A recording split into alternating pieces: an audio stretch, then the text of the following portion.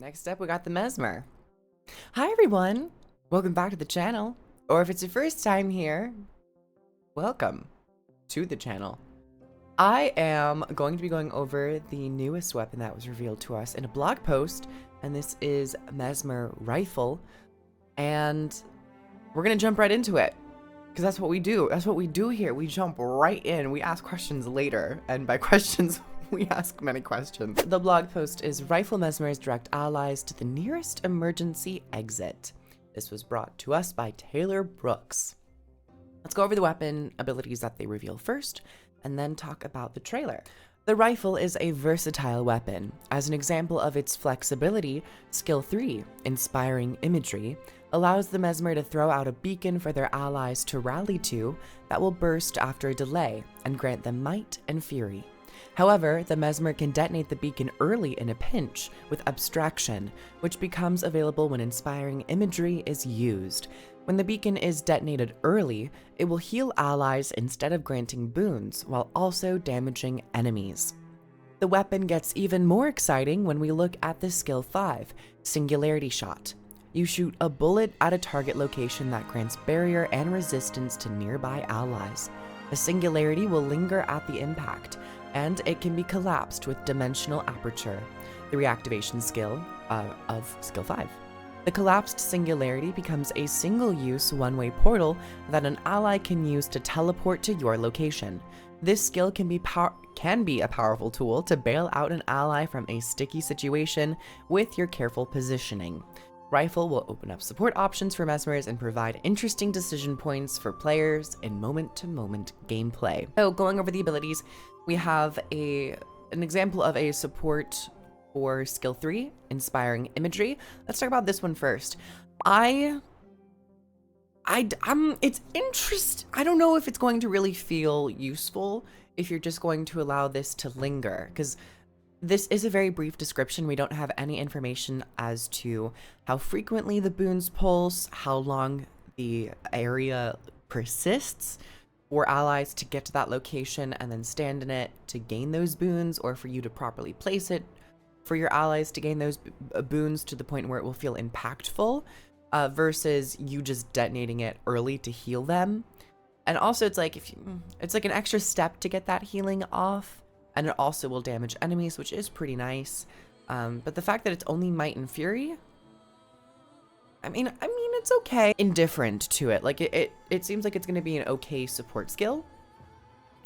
And I almost wish that it would just detonate by itself at the very end to heal allies for like a larger amount. So you get that sense of you have saved that skill up and you have like kind of empowered it over its duration. And the fact that you'd only be getting boons on the ability if you forget to hit it again, it does add a little layer of complexity and a little layer of understanding to this weapon. So I like that, I appreciate that, but I'm gonna have to see how it feels to use this ability in the thick of combat. And then we get to the 5th skill, Singularity Shot. This one is pretty interesting. It grants barrier and resistance to allies. And I like the idea of resistance and it also creating a portal when you use the flip over ability, Dimensional Aperture. This ability seems to focus on mobility for your allies and making sure that your allies can move around and or get to different locations with resistance, and or take the portal if you happen to flip it over so allies can use that. When it comes to the portal, I find that to be very cool for a weapon to have access to a portal device, and it will also teleport your allies to yourself.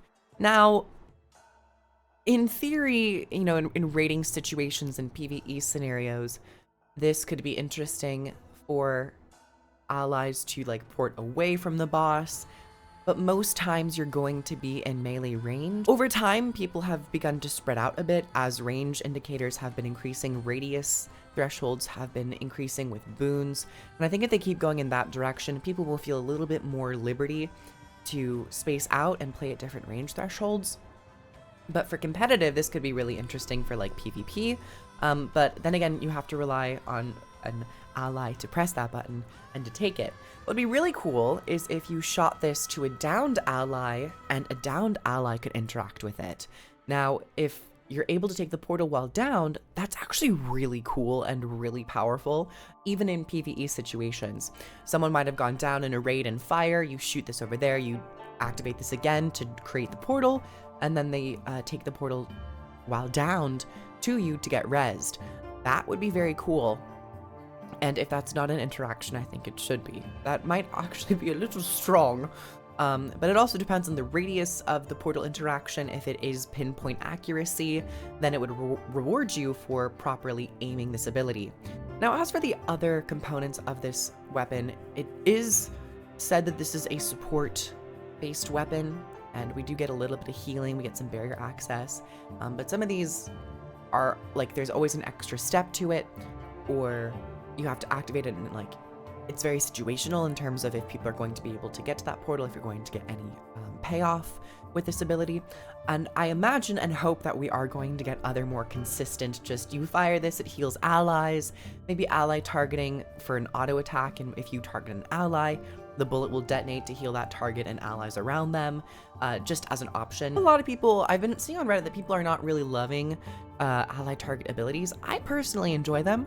I think it adds a layer of choice and decision making. It's nice to have in the mix of all the other healing abilities that we have in game just as a choice. When it comes to things like Spectre, it is a little bit more apparent where ally targeting falls short, because it really is the only method of consistent healing and support for that profession. Now let's look at the trailer. Yeah, this trailer for me doesn't really do it, and from what is shown, we do see a lot of spell effect reuse. Now, once again, this is in the beta, so there's certain visuals, UI, art that is going to be temporary, hopefully. But from everything that was shown, I don't really think I saw a single new spell effect for a weapon that is like entirely spell effect oriented, which is nerve-wracking, because when you're designing that, I mean, like, you'd think you'd at least want to show off one new effect. But not even nary a new effect has been seen in this trailer. And I also think from that standpoint, making trailers with art and visual effects that may or may not be finalized when you're telling the public that is not a good idea. I think you should wait until everything is set in stone to make a trailer for visuals, because those visuals will then be inaccurate and or lackluster, as this trailer is. I'm sad that they haven't taken more inspiration from the original Guild Wars 2 class revealed trailers, where the shots were not edited together, where we're seeing different camera angles all the time, and it doesn't cut you off in the middle of a skill use, and it doesn't just feel like, oh, we're showing off this character's fashion. Like, let us see the abilities, let us see the weapon in action, let's have some dynamicness to the gameplay, not necessarily to the camera angles, but more movement. Throw in a couple ally NPCs in there so that you can show off some of the support features. Have someone take the portal to you.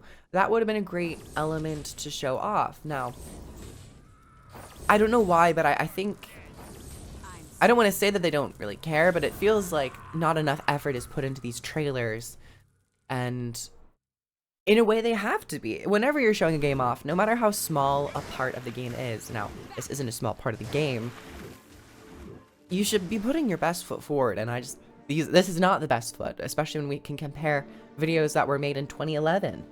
But from what is shown, we get to see some of the mist portals open up from Revenant. Now granted, it's like Mesmer, so it's like a Mesmer portal, and I think that was the one that was like, not even the portal effect is like new or unique or altered, it's just like the Revenant portal.